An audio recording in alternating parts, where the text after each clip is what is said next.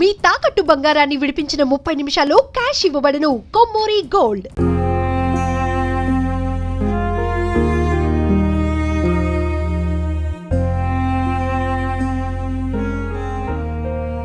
అందరికీ నమస్కారం. నేను Swaroopa Potlapalli. Welcome to Suman TV. దివంగత మాజీ ఎమ్మెల్యే, తెలంగాణ ఉద్యమకారుడు పెద్ది సుదర్శన్ రెడ్డి విగ్రహాన్ని అధికారులు తొలగించడంతో నర్సంపేట పట్టణంలో తీవ్ర ఉద్రిక్తత చోటు చేసుకుంది. నర్సంపేట మెడికల్ కాలేజీ సమీపంలో ఇటీవల ఏర్పాటు చేసిన సుదర్శన్ రెడ్డి విగ్రహాన్ని తెల్లవారుజామున సుమారు 3:30 గంటల సమయంలో భారీ పోలీస్ బందోబస్తు మధ్య మున్సిపల్ రెవెన్యూ అధికారులు తొలగించారు. క్రేన్ల సహాయంతో విగ్రహాన్ని తొలగించడమే కాకుండా విగ్రహం ప్రతిష్ఠించిన సిమెంట్ గద్దెను కూడా పూర్తిగా కూల్చివేశారు. గుండె నొప్పితో హైదరాబాద్లో ట్రీట్మెంట్ తీసుకుంటూ సుదర్శన్ రెడ్డి ఇటీవల కన్ను మూసిన విషయం తెలిసిందే. ప్రస్తుతం జూమ్ లైన్లో పెద్ది సుదర్శన్ రెడ్డి గారి సతీమణి, మాజీ జెడ్పీటీసీ అయిన పెద్ది స్వప్న గారు లైన్లో రెడీగా ఉన్నారు. వారితో మాట్లాడదాం. నమస్తే స్వప్న గారు. స్వప్న గారు, ఇటీవలే పెద్ది సుదర్శన్ రెడ్డి గారి విగ్రహాన్ని ఏర్పాటు చేశారు కదా, ఇంత సీక్రెట్ గా తెల్లవారుజామున హడావుడిగా అధికారులు విగ్రహాన్ని కూల్చివేయాల్సిన పరిస్థితులు ఎందుకు వచ్చాయి? ఏం జరిగిందో చెప్పండి. ఆయన అభిమాని ఒక ఆయన ఉంటారు నర్సంపేటలో, విద్యాసాగర్ గారని. ఆయన ఒక ప్రైవేట్ ల్యాండ్, అంటే ఇది గవర్నమెంట్ మెడికల్ కాలేజ్ ల్యాండ్ కూడా కాదండి, అది ఒక ప్రైవేట్ ల్యాండ్. ప్రైవేట్ ల్యాండ్లో ఆ సార్ అభిమానంతో ఒక విగ్రహం, మా సార్ విగ్రహాన్ని తెచ్చి ప్రతిష్ఠించినప్పటి నుంచి వాళ్ళు మళ్ళీ తొలగించడం, మా వాళ్ళు గొడవ పెట్టడం, ఇదంతా జరిగిపోయింది. కానీ రాత్రి నైట్ 3:30కి హుటాహుట్న ఒక 1500 మంది పోలీసులను నర్సంపేటకు దించి మా కార్యకర్తలు, అనుచరులను, మా క్యాడర్ మొత్తం అన్ని పోలీస్ స్టేషన్ల అరెస్ట్ చేయించేసి రాత్రే ఆయన విగ్రహాన్ని తొలగించాలన్నమాట, ఇక్కడ లోకల్ ఎమ్మెల్యే గారు. దానికి బలమైన కారణం ఏంటంటే, ఇవాళ లోకల్ ఎమ్మెల్యే మాధవరెడ్డి గారి బర్త్డే. ఆయన బర్త్డే రోజు ఈ పెద్ది సుదర్శన్ రెడ్డి గారి విగ్రహం అక్కడ ఉండొద్దు, తొలగించాలి. ఆయన అమెరికా వెళ్ళుండే ఆ మధ్య. నేను అమెరికా నుంచి వచ్చేసరికి ఆ విగ్రహం ఉండొద్దు, ఇక్కడ నుంచి తొలగించాలని వాళ్ళకు ఆదేశాలు జారీ చేసిండు. నిన్న కాక మొన్న రేవంత్ రెడ్డి గారు మన పక్క కాన్స్టిట్యున్సీకి వచ్చి విజిట్ చేసిపోయిండు. మరి అప్పుడు రేవంత్ రెడ్డి గారు వీళ్ళు మాట్లాడుకొని పలానా రోజు విగ్రహం తొలగిద్దాం అనుకున్నారు కావచ్చు. రాత్రి 3:30కి విగ్రహాన్ని హుటాహుటిన తొలగించిందండి. ప్రత్యర్థులుగా వాళ్ళ మధ్య గొడవలు, వివాదాలు అనేవి ఉంటూనే ఉంటాయి. విమర్శలు, ప్రతి విమర్శలు, ఆరోపణలు కూడా కామన్ గా వస్తూ ఉంటాయి. కానీ ఇప్పుడు పెద్ది సుదర్శన్ రెడ్డి గారు చనిపోయారు, శత్రువు చనిపోయినా కానీ మనం బాధపడుతూ ఉంటాం. అలాంటిది మాధవరెడ్డి గారి బర్త్డే సందర్భంగా ఆయన విగ్రహాన్ని తొలగించడం ఏంటి? సుదర్శన్ రెడ్డి గారి మీద గతంలో ఏదైనా వ్యక్తిగత వివాదాలు కానీ, కోపం, ద్వేషం లాంటివి ఏవైనా ఉన్నాయా? లేవండి. ఎప్పుడు కూడా రాజకీయంగా మాధవరెడ్డి గారి అవినీతి ఆరోపణలు నిత్యం మా సారు వెలికితీస్తూ ఉండేది. ఒక మాధవరెడ్డి గారి అరాచకాలు మాత్రమే కాకుండా రాష్ట్రంలో ఉన్న రాష్ట్ర ప్రభుత్వం చేసిన స్కాములు అవన్నీ కూడా నిత్యం పోరాటం చేసే వ్యక్తి మా సారు.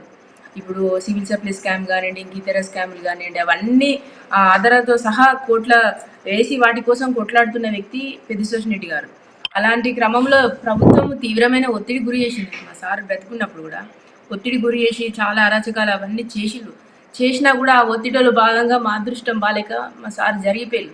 ఆయన జరిగిపోయినాక కూడా చనిపోయిన వ్యక్తి మీద కూడా వీళ్ళు కక్ష సాధిస్తున్నారు. అంటే పెద్ది సుదర్శన్ రెడ్డి గారి ఆనవాళ్ళు లేకుండా చేయాలా, ఇంకా మా క్యాడర్ని భయపెట్టాలా, కార్యకర్తలను భయపెట్టాలా, ఇంకోసారి ఎవరు ఈ రోడ్ల మీదకి రాకుండా ఉండడానికి. ఇప్పుడు ఇక్కడ నేను ఒక్కడినే ఎమ్మెల్యే, పవర్ నా చేతిలో ఉన్నది అని ఆయన చూపెట్టుకోవడానికి చేసే ప్రయత్నాలు ఇవన్నీ.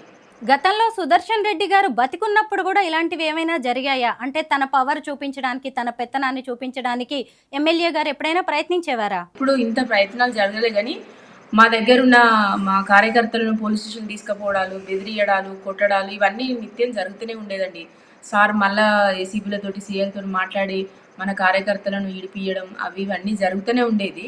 కానీ ఇంత పెద్ద ఎత్తున పోలీసు వాళ్ళని తీసుకొచ్చి ఇంత అరాచకం అయితే ఎప్పుడు చేయలేదు. ఆయన లేరు కాబట్టి ఇప్పుడు అడిగేటోళ్ళు ఎవరు లేరు అనే ధైర్యంతో ఇన్ని అరాచకాలు చేస్తారు వాళ్ళైతే. అని ఏర్పాటు చేసింది ఒక ప్రైవేట్ వ్యక్తి ఇచ్చిన ల్యాండ్లో అని మీరు చెప్తున్నారు, కానీ అధికారులేమో అది ప్రభుత్వ అసైన్డ్ భూమి అంటున్నారు. ఇంతకీ ఆ భూమి ఏంటి, ఆ వివాదం ఏంటో చెప్పగలరా?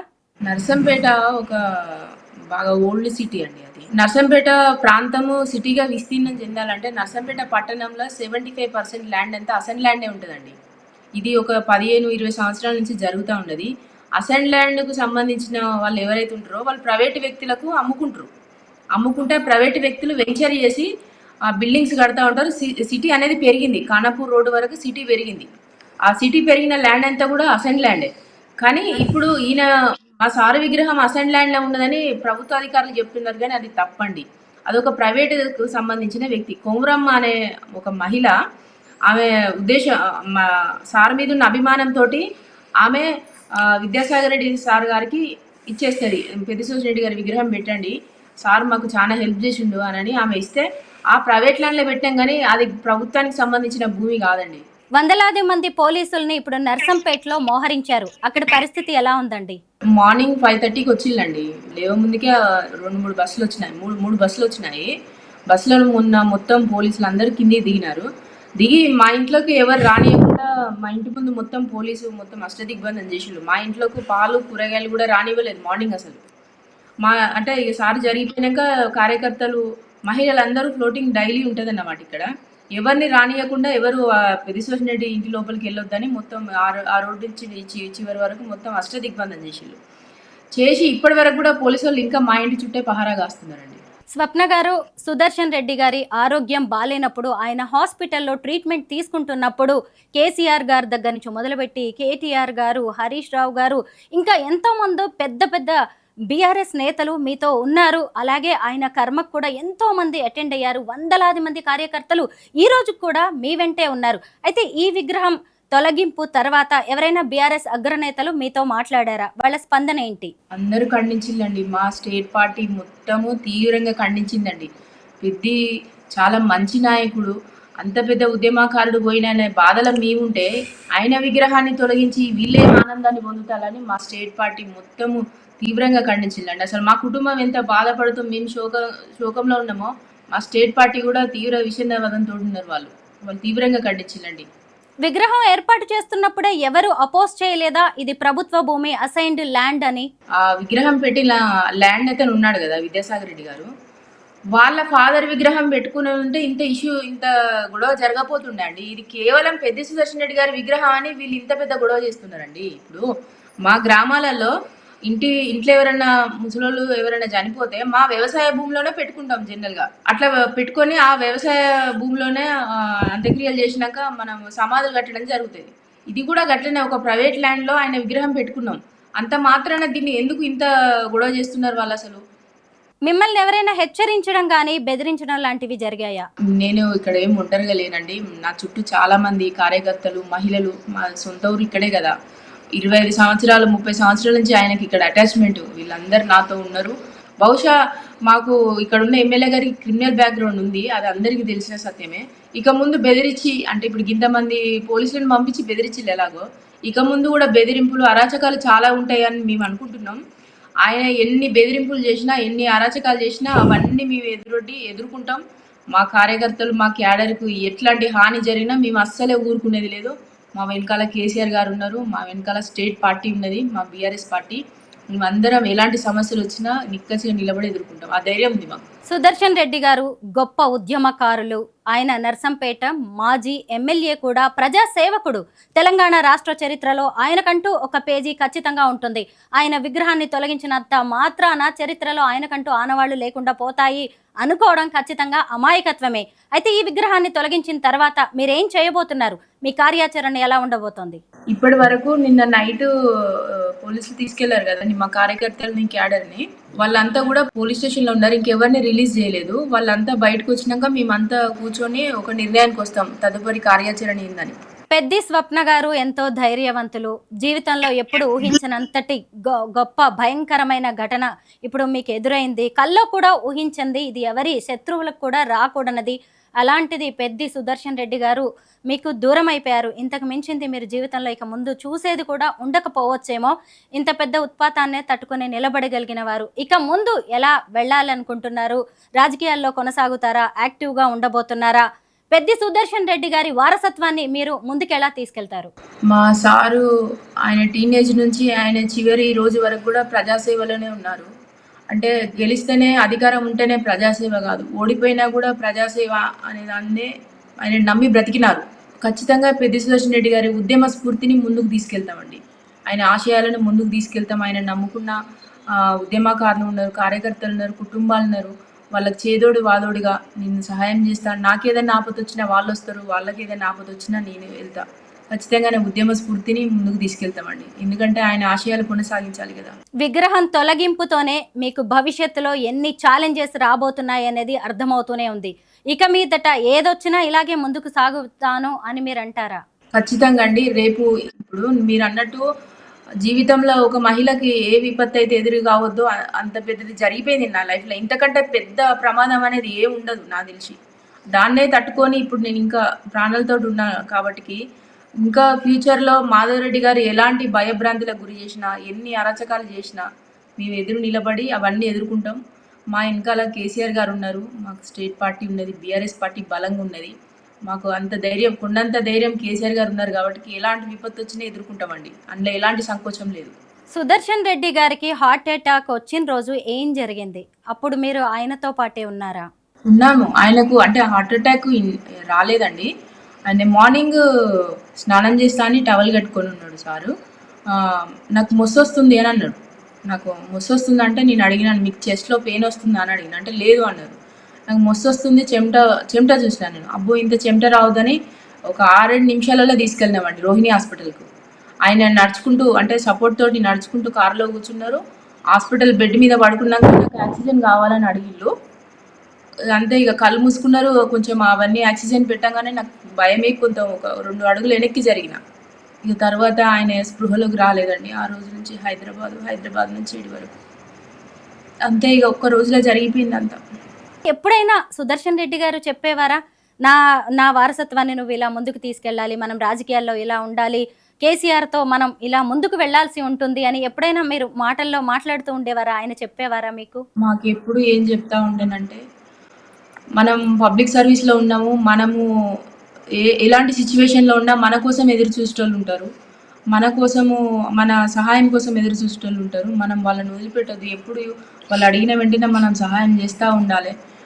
ఎందుకంటే ఈయన ఇక్కడున్న క్యాడర్ అంతా కూడా ఈయనతోటి 25-30 సంవత్సరాల నుంచి ఉన్నోళ్ళండి. తాత్కాలికంగా వచ్చిన వాళ్ళు కాదు, కొత్త పరిచయాలు కాదు. ఈయన స్నేహితులు, ఈయనతో పాటు పుట్టి పెరిగిన వాళ్ళు, ఊర్లకు ఊర్లు ఉంటారు ఇక్కడ. వాళ్ళందరికీ ఎలాంటి సహాయం కావాలన్నా కూడా మనం ముందుకెళ్ళి చేయాలి. ఎప్పుడు కూడా ప్రజాసేవను వదులుకోవద్దు. ప్రజాసేవ చేయడం అనేది అది ఒక అదృష్టంగా భావించి ముందుకెళ్ళాలమ్మా అని చెప్పేది. సుదర్శన్ రెడ్డి గారిని దగ్గర నుంచి చూసి ఎంతో ఇష్టపడి ప్రేమ పెళ్లి చేసుకున్నారు మీరు. కలకాలం కలిసి ఉండాల్సిన వాళ్ళు ఆయన అర్ధాంతరంగా వెళ్ళిపోయారు. ఇప్పుడు మీరు ఒంటరిగా నిలబడ్డారు. 2 పిల్లలు, కుటుంబ బాధ్యతలు, వీటన్నిటికీ మించి బీఆర్ఎస్ క్యాడర్ బాధ్యత కూడా మీ మీదే ఉంది. మిమ్మల్ని మీరు నిలబెట్టుకోవడానికి ఎలా ప్రయత్నిస్తున్నారు స్వప్న గారు?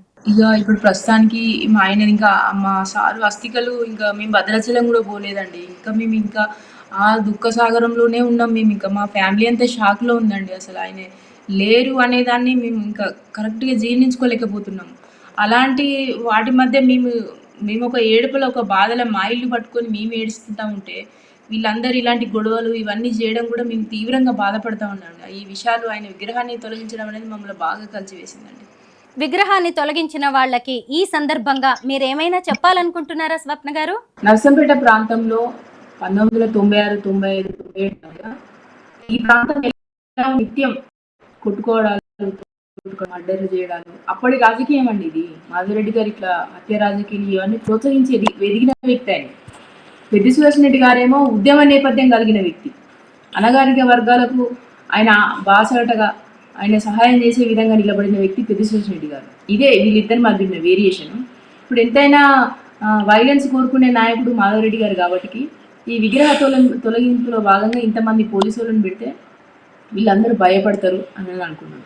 కానీ మా సారు అట్లా రక్తాలు పారిన ప్రాంతంలో సస్యశ్యామలం చేసి గోదావరి నీళ్లు పారించి ఎలాంటి గొడవలు, ఎలాంటి హత్యలు లేకుండా 10 సంవత్సరాల నుంచి ఈ ప్రాంతం అందరు నిద్రపోతున్నారండి. పల్లెల్లో వ్యవసాయం చేసుకొని సుభిక్షంగా ఉన్న ప్రాంతంలో ఈరోజు మాధవరెడ్డి గారు విగ్రహాన్ని తొలగించి మళ్ళీ హత్య రాజకీయాలు, మళ్ళీ కొట్టుకోవడాలు, గ్రూప్ తగాదాలను క్రియేట్ చేసే విధంగా అంటే ప్రోత్సహించే విధంగా మాధవరెడ్డి గారు ప్రయత్నం చేస్తున్నారు. అలాంటి ప్రయత్నంలో భాగంగా విగ్రహాన్ని తొలగించే కుటిల రాజకీయాలు ఏదైతే మాధవరెడ్డి గారు చేస్తారో వాళ్ళకు నేను స్పష్టంగా చెప్తా ఉన్నాను, మీరు ఎన్ని కుటిల రాజకీయాలు చేసినా, మీరు 2000 మంది పోలీసులను తీసుకొచ్చినా, ఎన్ని చేసినా కూడా మా సార్ విగ్రహాన్ని, పెద్ది సుదర్శన్ రెడ్డి గారి విగ్రహాన్ని మళ్ళా ఆ ప్లేస్లో మేము ఖచ్చితంగా పునఃప్రతిష్ఠించే వరకు మా పోరాటం అనేది ఆగదండి. మాధవరెడ్డి గారు సిట్టింగ్ ఎమ్మెల్యే, కాంగ్రెస్ పార్టీ అధికారంలో ఉంది. ఇటు చూస్తే మీ బీఆర్ఎస్ పార్టీ కూడా అధికారంలో లేదు. ఇప్పుడు పెద్ది సుదర్శన్ రెడ్డి గారు కూడా మన మధ్యలో లేరు. మీరు ఒంటరి మహిళ, మీ మీద ఎన్నో బరువులు బాధ్యతలు ఉన్నాయి, అంతులేని బాధతో మీరున్నారు. అలాంటిది అధికార పార్టీ ఎమ్మెల్యేతో ఒంటరి పోరాటం చేయడానికి మీరు సిద్ధంగానే ఉన్నారా? ఒంటరి కాదండి, ఎందుకంటే బీఆర్ఎస్ పార్టీ అండ ఉంది నాకు. ఎందుకంటే సారు పార్టీ పుట్టినప్పటి నుంచి జెండా మోసి ఆయన తుదిశ్వాస విడిచే వరకు పార్టీలోనే ఉన్నారండి. పార్టీ మాకు కొండంత అండ ఉంది. నేను ఒంటరినని అనుకోవట్లేదు, నాకు ధైర్యంగా పార్టీ ఉన్నది. పార్టీ అండదండలున్నాయి, నర్సంపేట నియోజకవర్గ ప్రజల అండదండలున్నాయి. ముఖ్యంగా వీళ్ళందరి ధైర్యంతో ముందుకు సాగుతామండి. రేపు ఏ గొడవ జరిగినా, ఎలాంటి అరాచకాలు జరిగినా, ఆఖరికి నా ప్రాణం మీదకి వచ్చినా కూడా పోరాడతామండి. ఎందుకంటే ప్రజల్ని మనం వదులుకోలేము కదా. మీ ఫైటింగ్ స్పిరిట్కి ఖచ్చితంగా హ్యాట్స్ ఆఫ్ చెప్తున్నాం మేము, స్వప్న గారు. అయితే మీరు ఈ విగ్రహాన్ని తొలగించిన తర్వాత, గద్దెని కూల్చివేసిన తర్వాత, మీ ఇంట్లోని ఒక విగ్రహాన్ని పట్టుకొని సుదర్శన్ రెడ్డి గారిది విలపించడం ప్రతి ఒక్కళ్ళని కూడా కంటతడి పట్టింది. ఆ వీడియో చూసి నాకు కూడా చాలా బాధగా అనిపించిందండి. ఆ విగ్రహం గురించి చెప్తారా? మీ పక్కన ఉన్నది అదేనా? 2001 ఉద్యమకారులు సార్ జరిగిపోయినాక 5వ రోజు తీసుకొచ్చిందండి. మేడం సేమ్ సార్ లెక్కనే చేయించినానని తీసుకొచ్చిస్తే మా పాప ఈ విగ్రహాన్నే చూస్తూ ఉంది ఊకే. మా సార్ తినే వస్తువులు కానీ అవి ఇవి కానీ ఇక్కడ వచ్చి పెడతా ఉంది. ఈ విగ్రహం ఆ పాప కోసమే బాగా నచ్చింది ఆమెకైతే. మేము కూడా ఆయన ఫేస్ కట్టు కనీసమైన ముఖ కవలికలను ఇలా చూసుకొని ఆనందపడతా ఉన్నాడు మా మధ్య అని. నిజంగా ఒక విగ్రహాన్ని తొలగించవచ్చు, కానీ 100 విగ్రహాలు కూడా ఏర్పాటయ్యే అవకాశాలు, ఆ రోజులు కూడా మళ్ళీ రావచ్చు.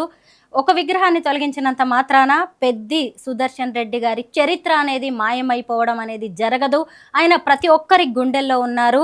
ఇలాంటి విగ్రహాలు మరెన్నో రేపటి ఆయనకి భవిష్యత్తులో ఏర్పాటయ్యే రోజులు కూడా రావచ్చు. మీరైతే జాగ్రత్తగా ఉండండి, ఇలాగే ధైర్యంగా ముందుకు వెళ్ళండి. పిల్లలు జాగ్రత్త. థ్యాంక్ యూ సో మచ్ స్వప్న గారు.